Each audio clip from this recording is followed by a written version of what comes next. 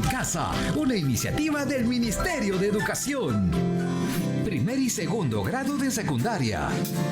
Rodrigo aprende. Rodrigo es muchas personas a la vez. Es Alejandro, periodista e investigador. También es Mario el gamer.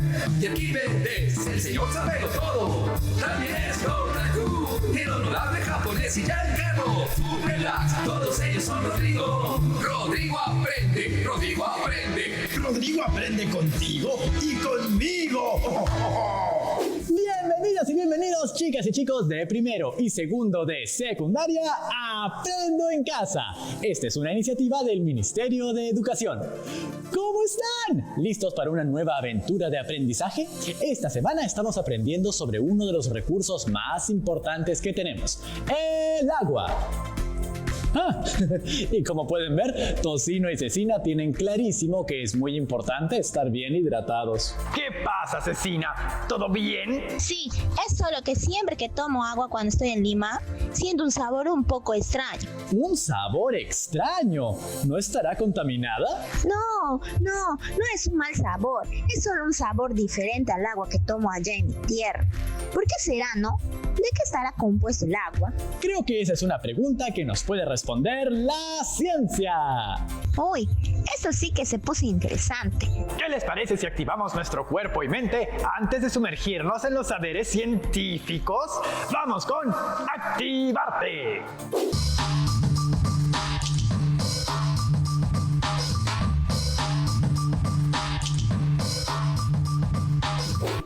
Hola, soy Gabriela y esta vez vamos a realizar una secuencia de movimientos consciente.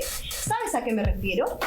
Quiero decir que debemos sentir qué músculos estamos utilizando y prestar atención a cada movimiento para no olvidar la secuencia. De esta manera tendremos total conciencia de lo que estamos trabajando. Sígueme, vamos a comenzar.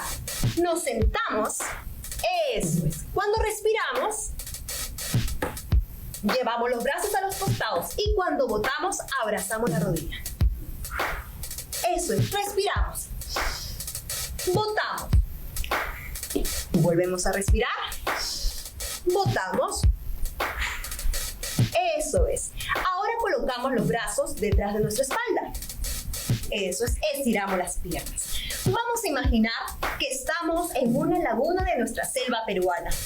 Y el agua está muy calmada, pero para llegar hacia el otro lado debemos de remar. Vamos a remar entonces, elevamos las piernas y remamos de un lado hacia el otro. Eso es, un poquito más rápido. Vamos, y remamos, y remamos, y remamos, y remamos, y remamos. Eso es, hemos llegado. Nos ponemos de pie entonces. Muy bien, vamos a comenzar con la secuencia de hoy. Ahora sí, elevamos las manos hacia arriba, estiramos la pierna al costado. Eso es, muy bien. Ahí, mantenemos el equilibrio. Ahora nos vamos hacia allá. Eso es, muy bien. Siempre respiro. Ahora sí. Regreso, juntamos. Ahora ponemos las manos en el pecho y elevamos la pierna. Eso es. Equilibrio, equilibrio. No nos caemos. No nos caemos. Eso es. Ahora, hacia el otro lado. Vamos. Y, muy bien. Miramos para allá. Perfecto. Siente cómo el aire ingresa a tus pulmones. Regresamos. Eso es. Juntamos las manos al pecho. Y equilibrio. Equilibrio, no me caigo. Eso es. No me caigo. Muy bien, mantengo.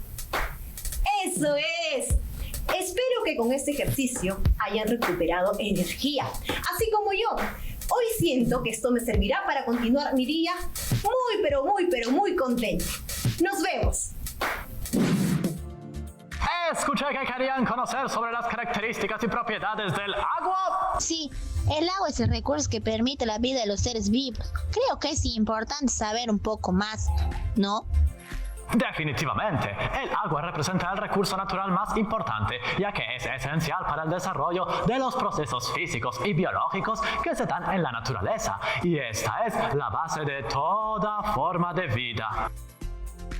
Así es, los seres humanos tenemos necesidad de agua para nuestras funciones vitales. También para preparar y cocinar los alimentos, para la higiene y los usos domésticos para vivir. Pero, ¿de qué se compone el agua? En 1766, el científico inglés Henry Cavendish tomó partículas del mineral zinc, que luego mezcló con ácido clórico. Tras ello, generó un gas al que llamó aire inflamable, que hoy conocemos como hidrógeno. La tarea de Cavendish no terminó allí. Quiso saber cómo el hidrógeno reacciona con otros elementos, como el aire, y ¡voilà! Para su sorpresa, la reacción química generó agua.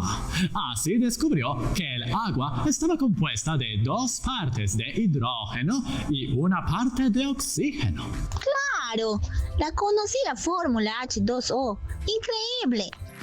Han pasado más de 250 años desde que se conoció la composición del agua. La molécula del agua está formada por 2 átomos de hidrógeno y 1 de oxígeno, unidos por enlaces covalentes muy fuertes que hacen que la molécula sea muy estable. Al unirse estos 3 átomos, se forma una nueva nube de electrones alrededor de los 3 núcleos, que se sitúan en forma de triángulo con un ángulo de 104,5 grados. ¡Qué precisión! Así se obtiene una molécula bipolar, es decir, que tiene 2 polos, negativo en el lado del átomo de oxígeno y positivo en el lado de los átomos de hidrógeno. Entre estos polos se establecen una fuerza de atracción llamadas puentes de hidrógeno. Claro, eso es lo que permite la unión entre las moléculas del agua, ¿no? ¿Cómo es eso? La atracción electrostática entre la carga parcial positiva cercana a los átomos de hidrógeno de una molécula de agua y la carga parcial negativa cercana al oxígeno de otra permite la unión de moléculas de agua vecinas mediante el puente de hidrógeno, un enlace químico muy particular que explica el amplio abanico de sus propiedades físicas y químicas. Entonces, cuando tomamos agüita, ¿estamos consumiendo oxígeno y puentes de hidrógeno? No suena muy rico. Bueno, el agua que bebemos realmente no es solo H2O. De hecho, si bebiéramos 100% H2O, estaríamos bebiendo agua destilada. Lo que en verdad bebemos es agua con cierta cantidad de minerales que son muy beneficiosos para el funcionamiento de nuestros cuerpos. Además, son las que dan sabores diferentes a las distintas aguas y no permiten que el agua que bebemos sea insípida. El sabor depende entonces de si tiene o no contenido mineral. Entonces, por eso me sabe diferente el agua que tomo aquí que la que tomo en casa. Eso tiene mucho sentido. Como son diferentes lugares de nuestro Perú, es posible que tengan diferente composición de minerales. Otro misterio resuelto gracias a la ciencia. Pero, ¿de dónde sale el agua potable? De hecho, el agua potable se obtiene de ríos, manantiales, lagos, entre otros. Pasa por varios tratamientos hasta que sea apta para el consumo humano, con características particulares en su composición que influirán en la calidad del agua. Esto se debe a que el agua tiene una alta capacidad para disolver elementos. Entre ellos se encuentran las sales minerales del suelo, las cuales varían de unas zonas geográficas a otras. ¿Qué otras características tiene el agua? ¿Qué les parece si llamamos a nuestro profesor Gustavo Romero para que nos ayude a responder esta y otras preguntas? Hola chicas y chicos, ¿cómo están? Buenos días, profesor Gustavo Romero. Muchas gracias por acompañarnos. Tenemos algunas preguntas sobre la composición y características del agua. Excelente. Escuché que ya han descubierto una de sus primeras características, su sabor. Este dependerá de los minerales presentes en la zona. Ahora, al observar el agua, ¿qué otra característica pueden ver? Pues por lo general es transparente, ¿no? Es incolora. El agua no posee un color determinado y deja pasar los rayos de la luz casi por completo. A menos que hayan otras sustancias disueltas en ella y que sí posean un color determinado. Como ocurre, por ejemplo, en los manglares, que son aguas ricas en materia orgánica suspendida.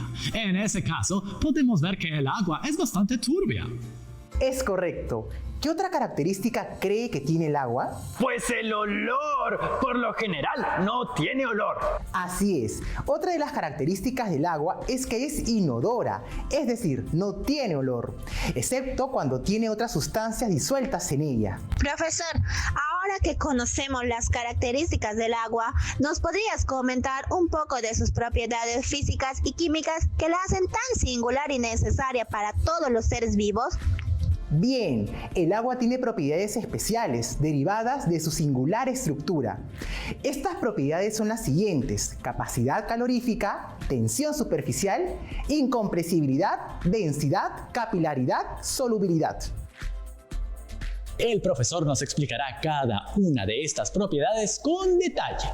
Pero antes tenemos que hacer una breve pausa. No se vayan porque ya volvemos para seguir aprendiendo sobre el agua. ¡Ya regresamos!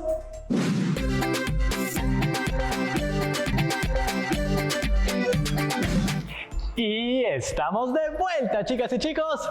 El día de hoy estamos aprendiendo sobre ¡el agua! ¿Qué les parece si hacemos un experimento para poner a prueba algunas de las propiedades del agua? Sí, esta es mi parte favorita de la ciencia. ¡Manos a la obra! Vamos a reconocer la capacidad calorífica del agua.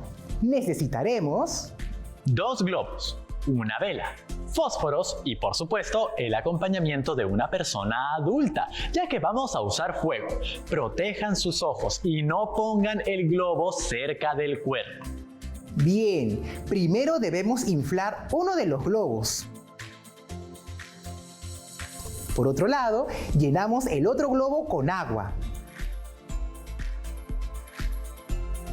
Ahora debemos encender la vela y acercar el globo lleno de aire al fuego de la vela.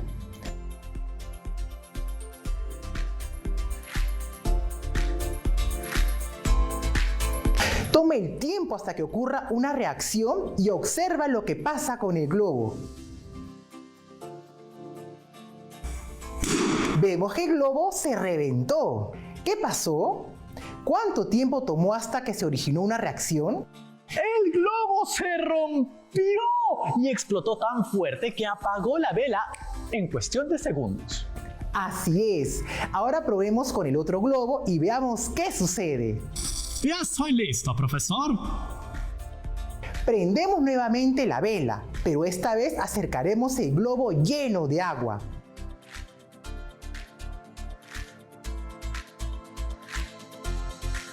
Observemos y percibamos. ¿Qué está pasando con el globo lleno de agua? Ah, válgame. Sale humo negro, pero el globo no se rompe, sin importar cuánto lo acerque al fuego de la vela. El globo no se rompe ni se quema. ¡Increíble! ¿Cómo es eso posible, profesor? En el caso del primer globo, este se rompió porque el calor sencillamente quemó la superficie del globo. En el caso del segundo globo, el agua que está dentro absorbió el calor y no dejó que el material de la superficie se queme. Es decir, el agua recibió todo el calor de la vela. Esta propiedad del agua permite que pueda absorber una gran cantidad de calor sin que aumente demasiado su temperatura. Ya, entiendo. Por eso cuando ponemos a calentar agua, se necesita mucho calor para que ésta comience a hervir. Así es. Esta capacidad del agua de almacenar el calor se llama capacidad calorífica. En nuestro experimento, el agua absorbe el calor de la vela y no permite que la temperatura suba lo suficiente para romper el gel del globo. se necesita mucho calor para incrementar la temperatura del agua líquida, pues parte del calor se debe usar para romper los puentes de hidrógeno entre las moléculas. En otras palabras, el agua tiene una alta capacidad calorífica, definida como la cantidad de calor necesario para elevar la temperatura de una unidad de masa de una sustancia en 1 grado. Esto explica por qué el clima en la costa es más templado. ¿Cómo así? El mar absorbe mucho calor sin calentarse demasiado durante el día y cuando llega la noche libera ese calor. Este efecto en los océanos y mares regula las fluctuaciones y rangos térmicos en grandes regiones. Las comunidades que viven cerca de grandes masas de agua se calientan y se enfrían de modo más lento, por lo que experimentan cambios de temperatura menos extremos.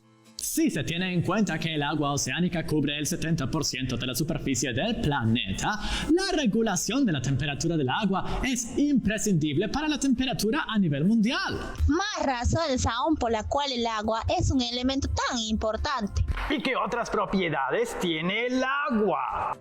Existe otra propiedad muy particular llamada tensión superficial. En este fenómeno, las moléculas del agua en la superficie son atraídas hacia los lados o hacia abajo por fuerzas intermoleculares, ofreciendo una mínima resistencia superficial. Esta interacción de las partículas en la superficie del agua hace que ésta se presente como una verdadera cama elástica. ¡Suena divertido! Esta propiedad es aprovechada por algunos insectos que caminan sobre el agua, o explica por qué las hojas de los árboles no se hunden de inmediato tras caer sobre la superficie de un lago.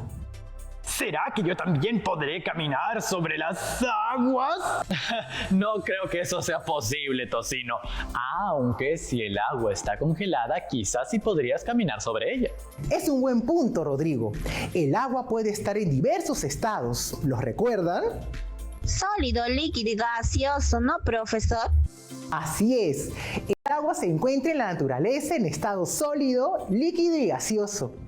El agua en estado sólido recibe el nombre de hielo en los polos, glaciares y nieve en las cumbres montañosas. Los sólidos tienen forma y volumen constantes. Se encuentra en este estado a temperaturas inferiores a 0 grados centígrados. El agua en estado líquido no tiene forma fija, pero sí un volumen determinado. El agua en estado líquido se encuentra en la naturaleza, en ríos, mares y lagos, entre los 3 grados centígrados y 4 grados centígrados, y los 90 grados centígrados y 95 grados centígrados, dependiendo de las sustancias que lleve en disolución. Finalmente, el agua se encuentra en la naturaleza en otro estado llamado gaseoso, que no tiene forma ni volumen fijo. Solo por encima de los 100 grados centígrados el agua puede estar en ese estado, aunque en la naturaleza es posible encontrar vapor de agua por debajo de esa temperatura, como ocurre en las nubes. El agua en estado gaseoso se encuentra en la naturaleza, en las nubes y en los géiseres. Algo muy interesante sobre el agua es que si bien la mayoría de las sustancias se contraen cuando se congelan, el agua es una de las pocas sustancias que al congelarse aumenta de volumen. De esta manera disminuye su densidad. La densidad es la relación entre la masa y el volumen de un cuerpo. Si la masa de un cuerpo no varía y el volumen aumenta, la densidad disminuye. Cuando la temperatura baja, las moléculas de agua pierden movilidad y tienden a unirse más fuertemente, pero separándose unas de otras, lo cual disminuye su densidad y aumenta su volumen. Por eso, el agua al congelarse aumenta su volumen y flota. Esta propiedad es fundamental para los peces y otros animales, pues cuando hace frío, el agua se congela y flota solo en la superficie. Si esto no fuera así, se congelaría toda el agua y morirían todos los animales acuáticos. ¡Qué sabia es la naturaleza! Estuve investigando un poco y leí que otra propiedad es la solubilidad. ¿Me podrían explicar al respecto? Yo te puedo ayudar con eso. Hemos visto que el agua pura no existe en la naturaleza. Siempre está mezclada con otros componentes como sales o minerales. Esto sucede porque es una sustancia en la que se disuelven fácilmente otras sustancias. Algunas de estas sustancias son fundamentales para la vida y si el agua no pudiera disolverlas, la vida desaparecería. Sin embargo, esto tiene el inconveniente de hacer que el agua sea muy fácil de contaminar, ¿no? Exactamente. Por ello debemos tener mucho cuidado.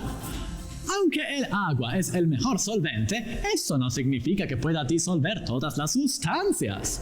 Por ejemplo, el aceite no puede ser disuelto por el agua. La solubilidad del agua se debe a que su molécula es bipolar, como hemos visto, con un polo positivo y un polo negativo.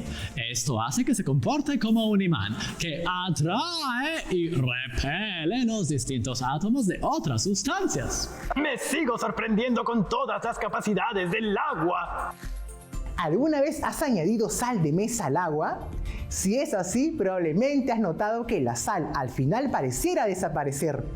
La sal de mesa, NaCl, cloruro de sodio, tiene cargas que se separan y disuelven fácilmente en agua. La sal se disuelve en el agua porque las moléculas de agua atraen con mayor fuerza las moléculas de la sal. Las moléculas o parte de las moléculas de la sal que son atraídas a las moléculas de agua se denominan hidrófilas, es decir, amante del agua. ¡Qué romántico! ¡Son mejores amigas! Otra propiedad del agua es la capilaridad. Hagamos otro experimento. Por supuesto, profesor. Yo siempre estoy listo para la ciencia. Cuando mojamos una servilleta en agua, observamos que el agua trepa a través de la servilleta subiendo en contra de la gravedad. Esta propiedad del agua se llama capilaridad, porque cuanto más estrecho es el capilar, más sube el agua. Por eso a veces, cuando nos salpica un poco de agua, esta se expande en nuestra ropa. Sí, la fuerza que ejerce la tensión superficial en las paredes del tubo capilar causa que el agua se eleve. Algunos materiales con poros conectados entre sí absorben agua utilizando la capilaridad, como las esponjas, las telas, el suelo. Asimismo, la capilaridad es un posible mecanismo para explicar el transporte de agua dentro de la planta. Y profesor, díganos, ¿se puede comprimir el agua? Las moléculas de agua presentan una elevada cohesión interna debido a los puentes de hidrógeno, lo que genera una propiedad muy especial del agua, llamada incompresibilidad. Las moléculas de agua no se acercan aún más debido a la repulsión mutua de los electrones que existen en las regiones exteriores de los átomos. Esta repulsión es una resistencia mucho más fuerte a la compresión que el movimiento molecular en un gas. Pensemos por un momento que vertimos cierta cantidad de agua en estado líquido en una jeringa y que la ajustamos hasta tocar el agua.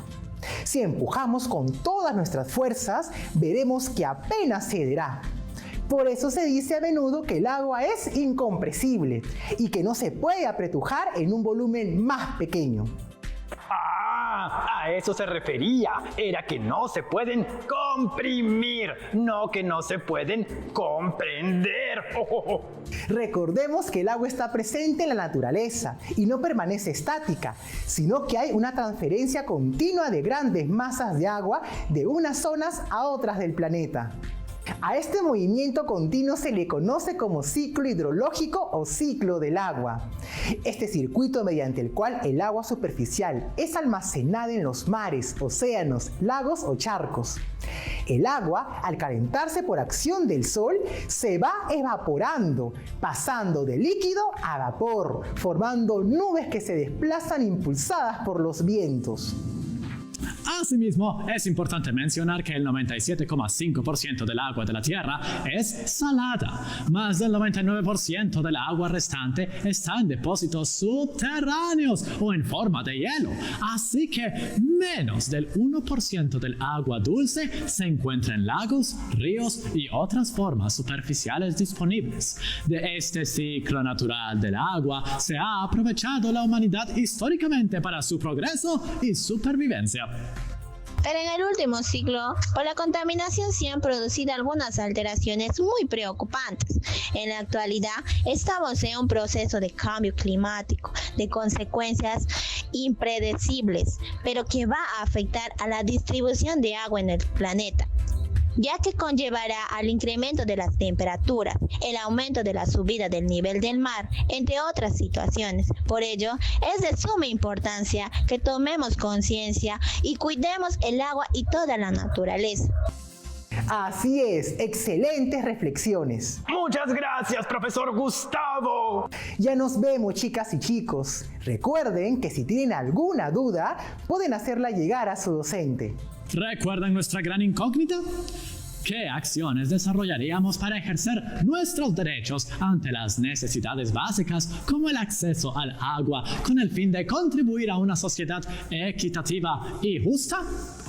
Hoy hemos dialogado sobre las propiedades y características del agua. Es un elemento verdaderamente maravilloso. El agua no solo es esencial para todos los seres que habitan este planeta por un tema de hidratación y nutrición, sino que también tiene una serie de propiedades que la hacen aún más relevante para diversos procesos de la vida. La alteración del ciclo del agua a causa del efecto invernadero, producto de la intervención del ser humano, genera diversos problemas, como la escasez de este recurso hídrico en la Tierra, a pesar de ser un planeta con 70% de agua. Así que cuidar el agua es cuidar la vida, es cuidar el planeta. Ya nos vemos, chicas y chicos. Chao, chao. Y ya tomaron su agüita. Recuerden que el agua es vida.